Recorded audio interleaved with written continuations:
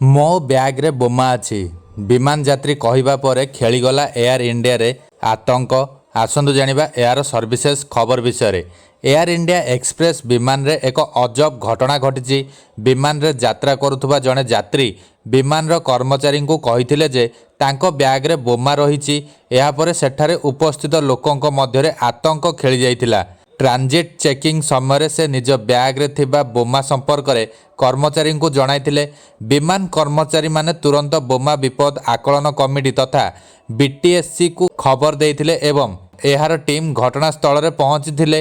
ବୋମାକୁ ହଟାଇବା ପାଇଁ ଟିମ୍ ତୁରନ୍ତ ଯାତ୍ରୀଙ୍କ ବ୍ୟାଗ୍ ଯାଞ୍ଚ କରିବା ଆରମ୍ଭ କରିଥିଲେ।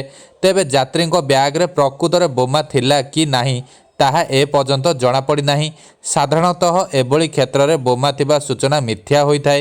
ଅତୀତରେ ବିମାନ ଓ ଚେକିଂ ସମୟରେ ଅନେକ ଯାତ୍ରୀ ଏଭଳି ଧମକ ଦେଇଥିଲେ ମଧ୍ୟ ଚେକିଂ ସମୟରେ ସେମାନଙ୍କର ବ୍ୟାଗ୍ରୁ କିଛି ମିଳିନଥାଏ। କିନ୍ତୁ ବୋମା ଧମକ ମିଳିବା ପରେ ଏସ୍ଓପି ଅନୁଯାୟୀ ବିମାନ ବନ୍ଦର ପ୍ରଶାସନ ତୁରନ୍ତ କାର୍ଯ୍ୟାନୁଷ୍ଠାନ ଗ୍ରହଣ କରିବା ସହ ବ୍ୟାଗ୍ ଓ ଯାତ୍ରୀଙ୍କ ଯାଞ୍ଚ କରିବା ବାଧ୍ୟତାମୂଳକ ହୋଇଥାଏ।